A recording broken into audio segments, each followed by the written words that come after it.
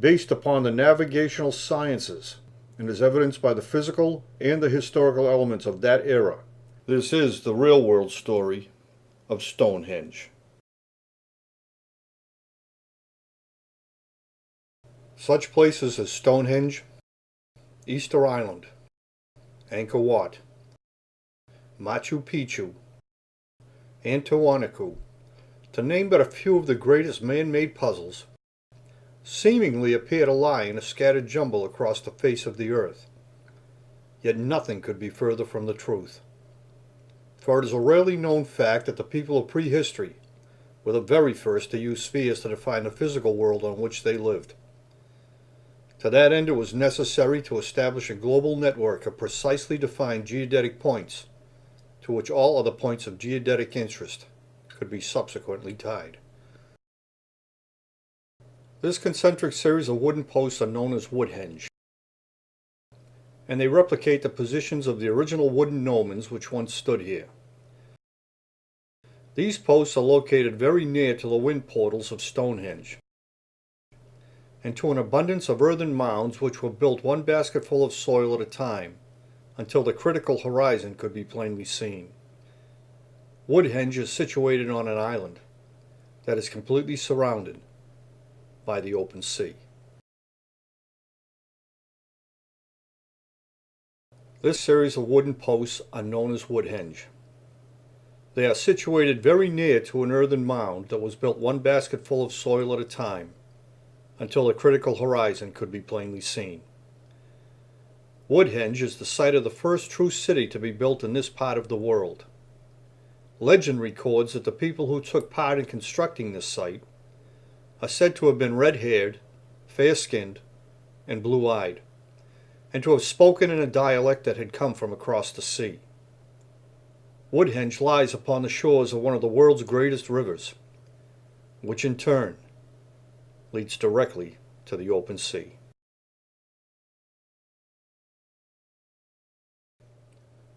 The ruins of prehistoric Tanaku are located very near to the world's highest and largest lake. The watercraft that are still made here are created from hollow reeds in the exact same way as the ships which plied the ancient waters of Easter Island, the Indus River Valley, Angkor Wat, and Egypt, half a world away. The massive stones used to build Tanaku, and the complex manner in which they were so painstakingly fastened and interlocked together, is identical in every way to the manner in which Stonehenge was built. This is among the several reasons why Tanaku is still called the rectangular Stonehenge. The ancient artifacts found at Tanaku are an exact match to those which are found in abundance at Woodhenge. The ancient variant name for Tanaku is Taikapala, the stones that stand in reference to the center. Each of these 3 points lies with exact geodetic precision upon this single line, whose diameter is equal to exactly 1/4 of the world's circumference. In addition, the wooden gnomons placed along its course were purposely erected so as to cast a 45-degree shadow at each respective location at exactly the same moment, and by doing so memorialize their ability to measure the breadth of the Earth's surface by employing their keenly gained knowledge of precise geodetic planning. The central axis of this particular circle of equal altitude was also strategically chosen as it most closely defines both the currents of the wind and the currents of the sea that prevail in this part of the world. This equal altitude circle exemplifies the mix of circular, spherical, and linear relationships, or otherwise the principal parts of a circle, that were used to connect certain star points in the sky to their respective counterpart points on the surface of the earth, and in so doing enabled these ancient seafarers to connect one earthly location to another, regardless of the vast separation of both land and sea that existed between them.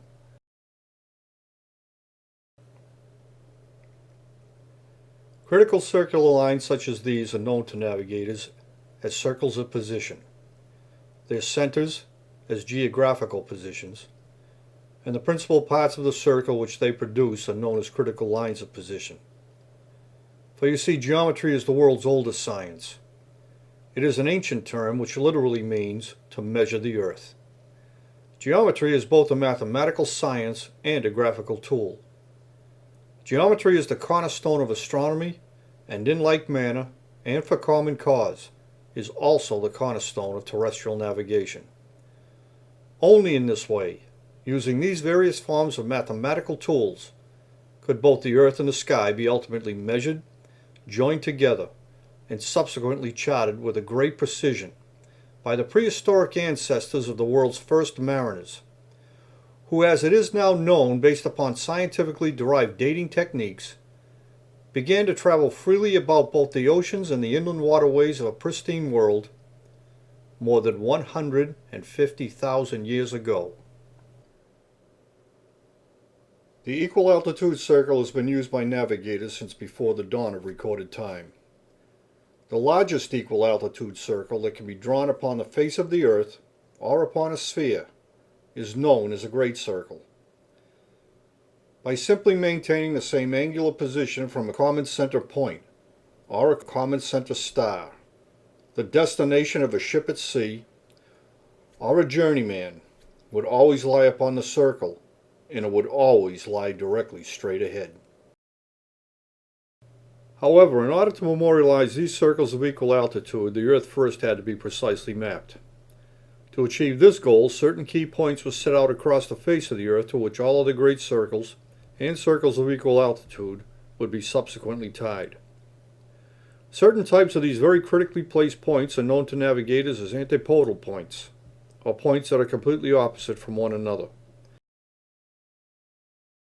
The Dogon people who live in the vast region of Tonga have perplexed scholars since their very first day of contact, for you see they were highly skilled in drawing complex diagrams of the sky. But even more importantly, they spoke of such things as the rings of Saturn. Yet the rings of Saturn cannot be seen with the naked eye. Still, this incredible knowledge was shared with yet another ancient tribal culture, an oceanic people who lived on a tiny island that is situated in one of the remotest parts of the world's largest sea.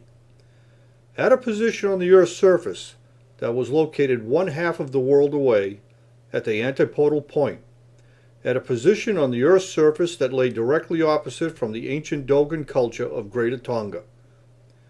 The Dogon have lived since times of prehistory upon the headwaters of what eventually swells in size to become one of the world's greatest rivers, which in turn leads directly to the open sea.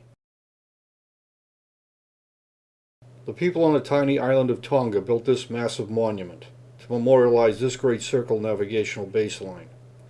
And in like manner, and for common cause, so too was the great celestial monument located at Tanaku, built in similar fashion as the monument located on the remote island of Tonga.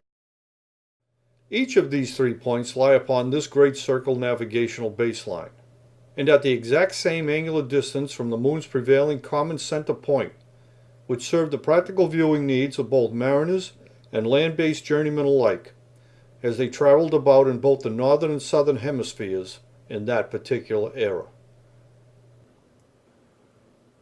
Like Tanaku, Machu Picchu lies precisely upon the equal altitude circle, but at the intersection point of yet another great circle that was also configured to represent the maximum standstill positions of the moon, but due to the precession of the equinoxes was defined in a different era. This particular intersection can also be viewed as a clear example of how mariners, navigators, and cartographers alike utilize just 2 fixed points on the celestial sphere to precisely define any point on the Earth's rotating surface at a very particular selected moment in time. The region of sky upon which the precise point where the center of this particular great circle is located was known as the Phoenix, which is how the Phoenicians, the most renowned mariners of the ancient world, got their name. Machu Picchu also lies precisely at a position on the Earth's surface that is exactly one half of the world away at the antipodal point, from the great inland harbors of Angkor Wat. Machu Picchu, a navel of the world, is situated high above the edge of the world's largest ocean. But it also lies at the point of origin of what eventually swells in size to become one of the world's mightiest rivers. One that traverses across an entire continent and serves as an uninterrupted link to yet another of the world's greatest seas. The people who built Angkor Wat and the outlying earthen mound that is situated at the antipodal point directly across from the observational platform of Machu Picchu left behind these magnificent structures, all of which are built upon the shores of what is considered to be one of the greatest inland harbors of the ancient world. A vast complex of canals and waterways that are connected by a river, which in turn leads directly to the open sea. The original name of Easter Island was Tapito Te Henua, the navel of the deep. The ancient and still undeciphered script which is found here is an exact match to that which is also found in the ancient Indus Valley, at the antipodal point, a geodetic position on the Great Circle that is exactly one half of the world away. This navel of the deep, or central point, is considered to be the most mysterious island on earth, because the ancient mariners who had navigated here and left behind these colossal statues of stone had purposely situated themselves in one of the remotest parts of the world's largest sea. Each of these 4 points lies upon this single line. It is a very special line that is both a great circle and a circle of equal altitude. However, it is not the only great circle baseline, nor is it the only circle of equal altitude. It is, however, the primary navigational baseline, to which all other circles are positioned, and by association, all other points of geodetic importance were tied. For this is no ordinary baseline, for it naturally evolved because it lay directly below the path of the moon, as defined by its greatest points of declination, below which some of the Earth's greatest sea currents flowed. The limits of the moon's most extreme celestial path is the founding basis, and the reason for the development of the zodiac. For the moon is Earth's only satellite of navigational importance, serving not only as a critical timepiece, as it moves with a deliberate pulse among the stars, but the moon also regulates the tides of the seas and defines the turning points of the winds, which in turn then regulates the currents of the sea. And so as the positions of the moon and the stars were strategically and systematically charted upon the fixed celestial sphere, utilizing an array and a combination of various forms of intersecting circular grids, so too were these same celestial counterparts projected onto and tied to the terrestrial sphere in the exact same way. Only with deliberate structure, and with precise geodetic planning, using this particular great circle as the primary navigational baseline, was a worldwide map subsequently portrayed. In addition, these same great circles also served the practical needs of the crew who systematically replenished their craft at these established harbor points as they made their way across the seas in their ever-expanding circles to collect, as well as to dispense, the critical findings of their journeys.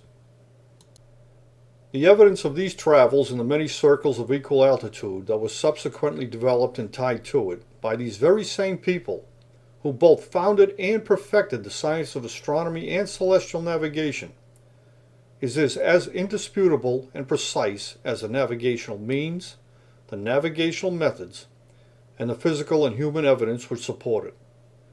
But even more remarkable than this is the ultimate realization that the placement of such a network of central points, or so-called navels, could only have been achieved after many thousands of years of observations had been collected, processed, and then ultimately shared on a worldwide basis.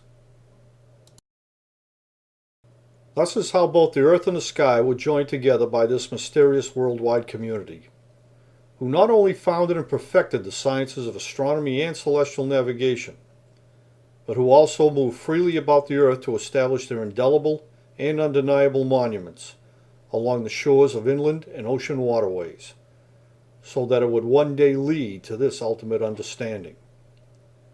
This is the greatest testimony of their achievements. This one particular circle of equal altitude is known as a great circle. It is by definition, as well as by inspection, the most monumental sea route in the world.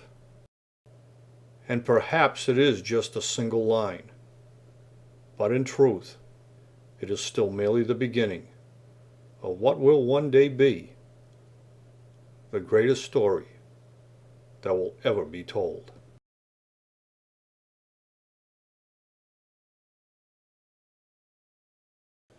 In 1932, soon after the discovery of this map, the United States government launched an intensive investigation in an all-out effort to determine if a map of this precision could possibly have been drawn by the people of prehistory.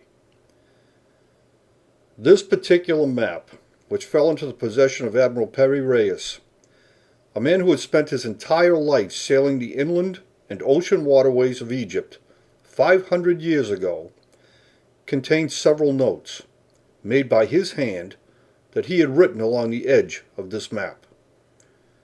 Among the things he wrote is the credit given to the cartographers of Alexander the Great, who history records as having entered into Egypt more than 2,300 years ago, with one of the largest scientific expeditions ever assembled, and for one single purpose: to retrieve and preserve in the massive library any map of sphere that had been made long before even their own time by the legendary seafarers of Egypt.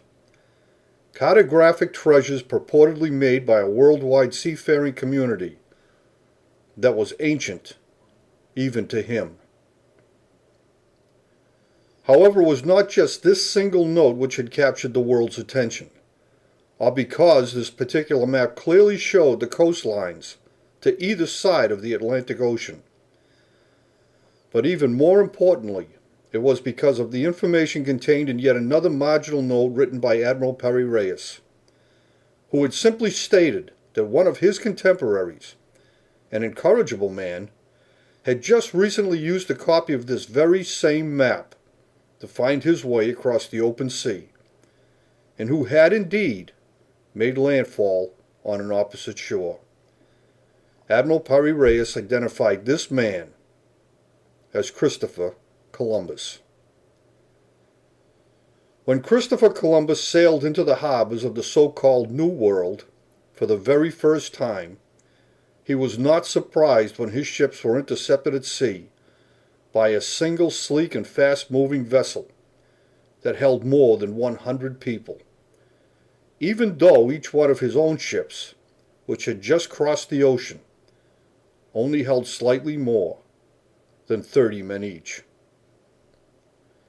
Yet every attempt made at that time to identify either the geometrical means or the navigational methods by which a map of this precision could possibly have been made by the people of prehistory had failed. Yet mystery exists merely from a lack of understanding. For you see, it was not yet known that the positions of the moon and the stars had been strategically and systematically charted upon the fixed celestial sphere, utilizing an array and a combination of various forms of intersecting circular grids, and that these same celestial counterparts were ultimately projected onto and tied to the terrestrial sphere in the exact same way. This is how both the earth and the sky were joined together by this mysterious worldwide community, who not only founded and perfected the science of astronomy and celestial navigation, but who also moved freely about the earth to establish their indelible and undeniable monuments along the shores of inland and ocean waterways, so that it would one day lead to this ultimate understanding. This is the greatest testimony of their achievements.